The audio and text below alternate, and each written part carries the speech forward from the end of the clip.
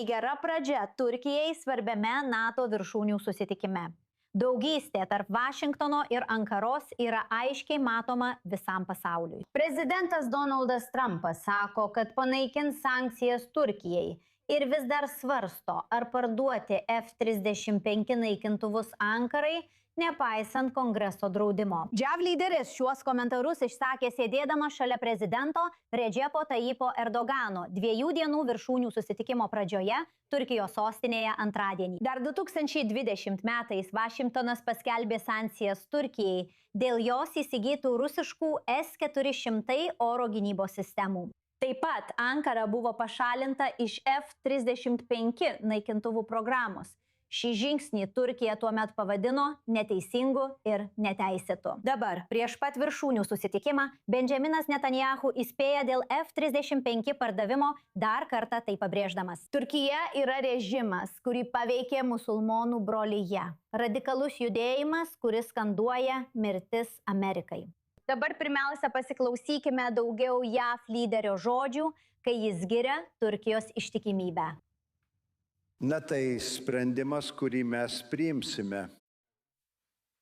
Mes turime labai gerus santykius. Manau, kad daugelis žmonių, galiu jums pasakyti, daugelis žmonių, įskaitant čia sėdinčius, galvoja, žinote, kodėl mes to nepadarytume? Mes turime geresnius santykius su Turkija. Ir Turkija daugeliu atžvilgių buvo daug ištikimesnė nei kitos šalys, kurias laikėme ištikimomis. Taigi, taip, tai tikrai svarstytume. Tai puikus lėktuvas. Tai geriausias, šiuo metu tikrai geriausias lėktuvas. Ir tai tikrai svarstysime, taip. Ir ką tik Benjaminas Netanyahu vėl išdėstė savo susirūpinimą dėl Turkijos. Izraelio ministras pirmininkas sakė CNN. F-35 naikintuvų pardavimas Ankarai sugriautų jėgų pusiausvyrą artimuosiuose rytuose. Paklausykite. Tai nėra taikos ir stabilumo jėga. Ir jei suteiksite, žinote, tokiam radikaliam režimui, kurį, pripažinkime, šypsosi Amerikai, kai to reikia, arba šypsosi Jungtinių valstybių prezidentui, kai to reikia. Kai suteikėte jiems tą galią, pamatysite agresiją po to. Aš to nedaryčiau. Taigi, norėdama išgirsti daugiau reakcijų, malonu pasveikinti JAV karinio jūrų laivyno atsargos kapitoną Gary Tabachą, buvusį NATO kovos su terorizmu centro vadą, kuris dabar prisijungė prie mūsų iš Kyjivo, Ukrainoje. Labai ačiū už jūsų laiką. Šie yra keletas temų, kurias reikia aptarti. Pradėkime nuo to, kad prezidentas Donaldas Trumpas sako, jog jis užkirto kelią Turkijai pulti Izraelį ir, kaip girdėjome, labai giria Redžepą Tayyipą Erdoganą, vadina jį draugu, giria jo lojalumą. Jei jis duotų leidimą parduoti F-35 lėktuvus Ankarai, kiek tai būtų reikšminga? Kokia jūsų nuomonė? Visų pirma, ačiū Jums, ponė Alvinai, kad pakvietėt mane, visada malonu.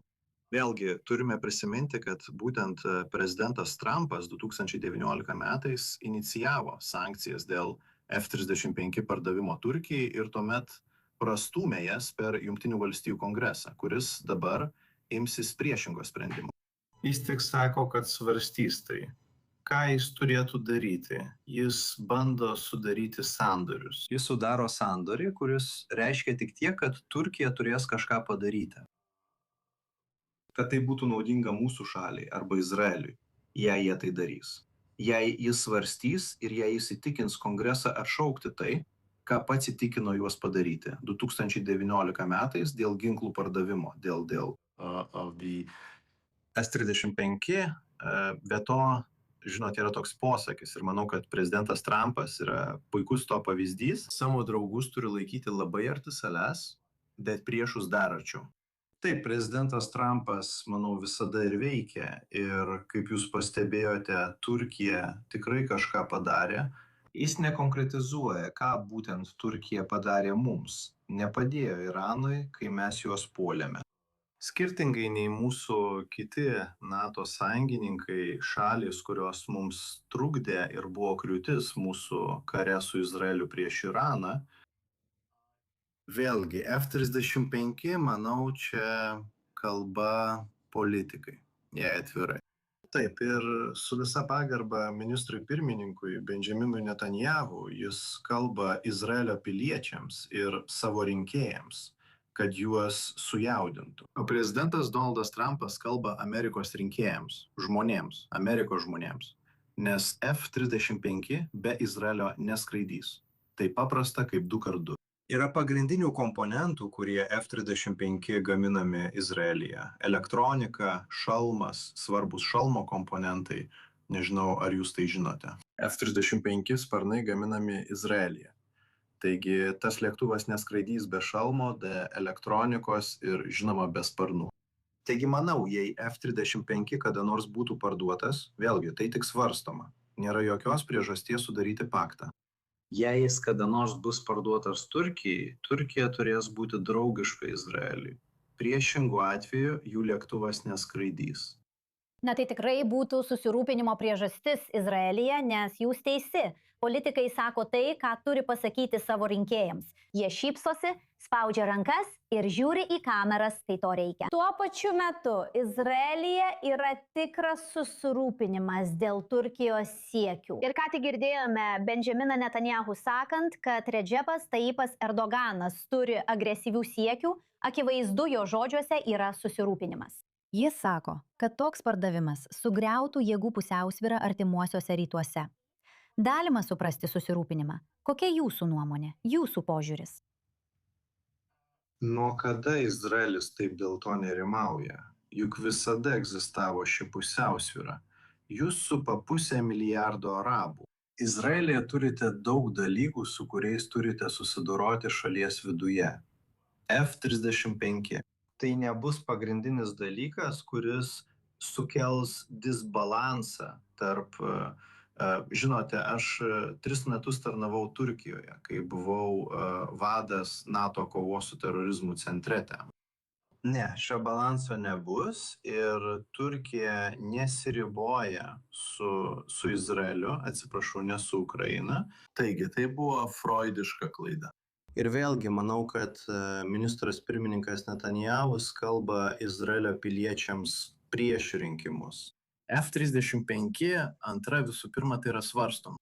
Taigi prezidentas Trumpas taip pat manevruoja, sakydamas, klausyk, jei būsi geras berniukas, savaitgalį, kai nuvesiu tave į zoologijos sodą, nupirksiu tau ledų. Tai nereiškia, kad jis jiems tai duos, nes vėlgi tai nepriklauso nuo prezidento Trumpo. Tai priklauso nuo mūsų kongreso, nes prezidentas Trumpas 2019 metais tai prastūmė per kongresą. Taigi galiausiai jis gali pasakyti, klausyk Erdoganai, mes geriausi draugai, myliu tave žmogau, tu tiek daug dėl manęs padarei, mes geriausi draugai, žinai. Bet kongresas ir tie demokratai, jie tokie baisūs, žinai, tai siaubinga. Na, kad būtų aišku, Erdogano požiūris į Izraelį ir Izraelio ministrą pirmininką nėra paslaptis.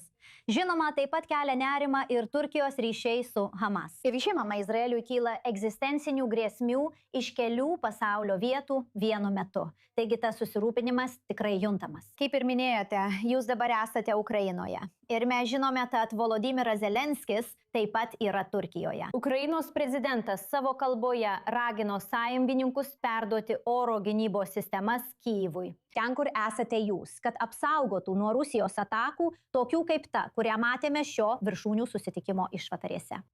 Kaip žinote, turite įžvalgų iš ten. Ką galite papasakoti, kokia skubi pagalba dabar reikalinga Kyjive?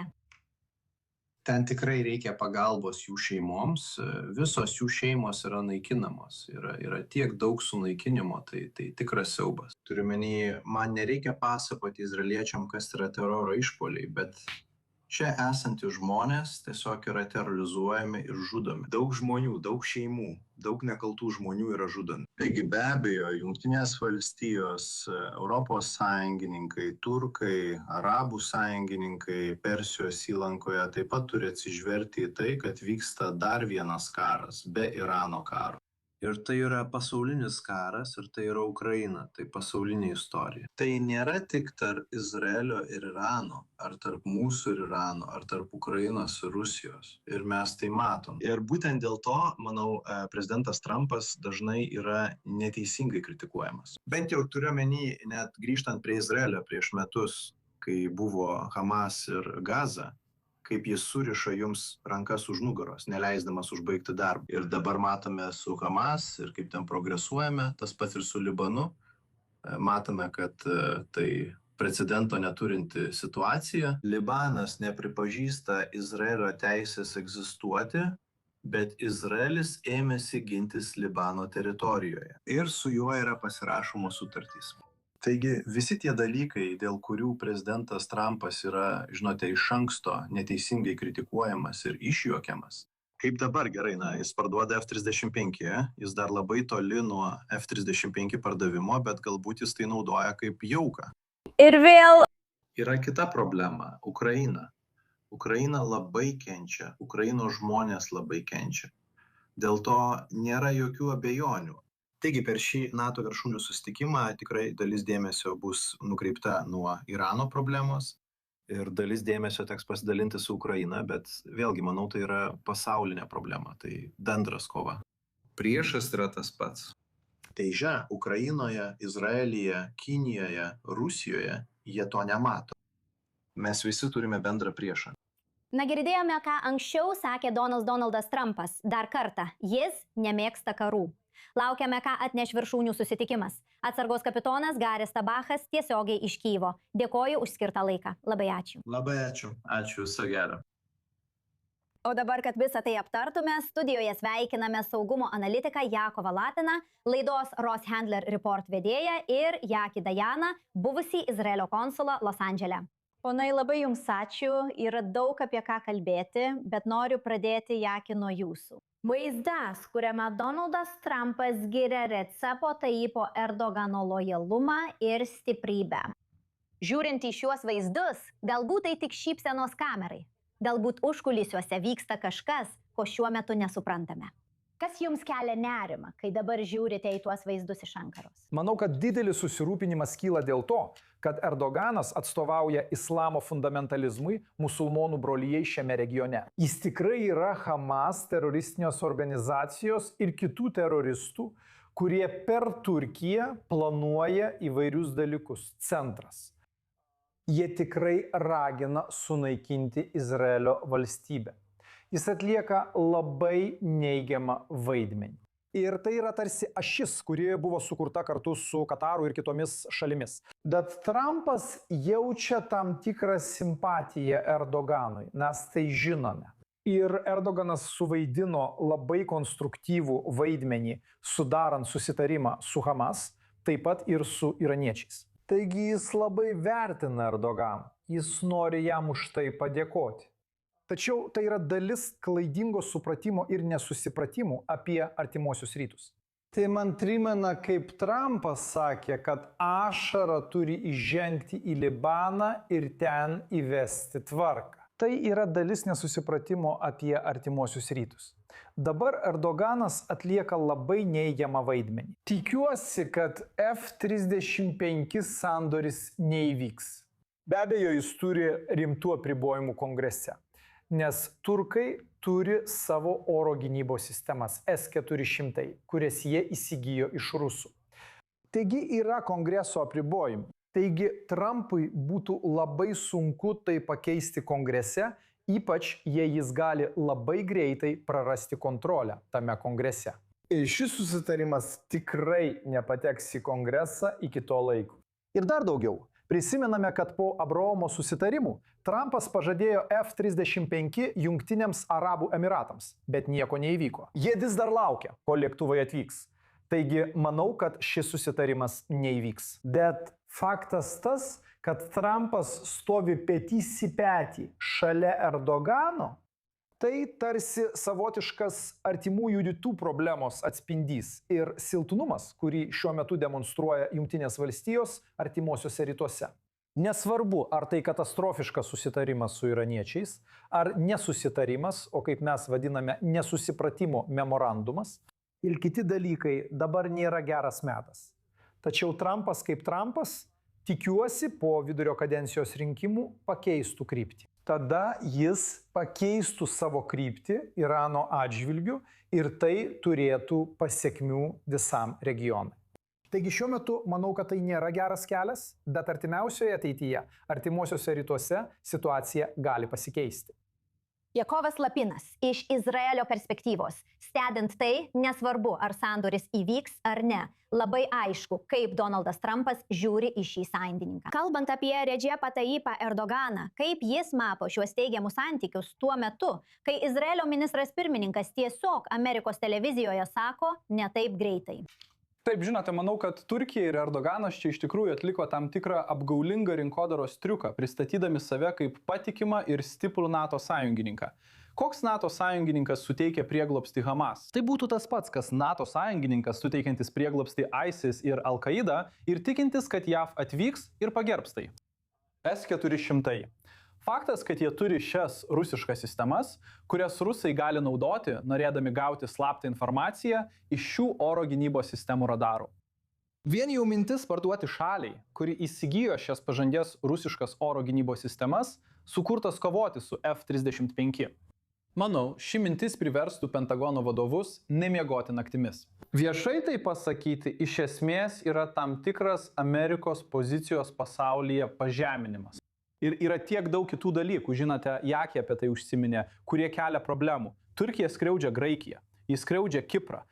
Neatsitiktinai pastarosiamis dienomis girdėjome apie Izraelio ir Graikijos oro pajėgų pratybas virš Kretos, kuriuose, kaip pranešama, Izraelio degalų papildymo lėktuvai padėjo mokyti Graikijos naikintuvus, kaip vykdyti tolimus smūgius. Tai labai aiški žinia, kad Izraelis ir Graikija jaučiasi grasinami tos pačios šalies. Taigi galų gale mes matome sunitų radikalią jėgą, kuri bando tapti atgaivinta Osmanų imperija. Bando daugeliu atžvilgių užpildyti vakumą, kurį paliko Irano šiitų ašis, tuo pačiu naudodamasi imunitetu ir privilegijomis, kurias suteikia pagrindinės NATO narės statusas. Ir niekas, išskyrus Izraelį, jų dėl to nekritikuoja. Taigi vien tai, kad Izraelis viešai juos kritikuoja, nereiškia, jog nėra kitų šalių, kurios turi tokių pačių nuogastavimų. Yra arabų šalių, kurios nerimauja dėl Turkijos vaidmens, tačiau jos apie tai kalba daug tyliau, kaip joms įprasta. Vokietijos užsienio reikalų ministras ką tik atvyko į Izraelį tam, kad išreikštų savo paramą Izraeliui, reaguodamas į Turkijos užsienio reikalų ministro pareiškimą prieš Izraelį. Todėl jam buvo svarbu užsukti į Izraelį pakeliui į NATO viršūnių susitikimą, kad galėtų tai išreikšti. Ir aš tik pasakysiu, kad tai svarbus dalykas, to mes ir tikėtumėmės iš vakarų lyderių. Ir paskutinis dalykas, kurį čia pasakysiu, yra tas, kad tai ne tik F-35 lėktuvai. Yra daug labiau tikėtinas sandoris, tai reaktyvinių variklių pardavimas. Jie vadinami F-110 reaktyviniais varikliais, kuriuos Turkija nori naudoti masiniai savo paties vietoje sukurto Kan naikintuvo gamybai. Jie šiuos variklius parduoda Indonezijai ir kitoms šalims. Turkija kuria daugybės milijardų dolerių vertės pažangią gynybos pramonę. Ji gamina raketas, ji gamina sparnuotasias raketas, ji gamina dronus. Izraeliui reikia būti labai budriam, kad ši technologija nepatektų į Siriją, kuris sparčiai tampa Turkijos marionete.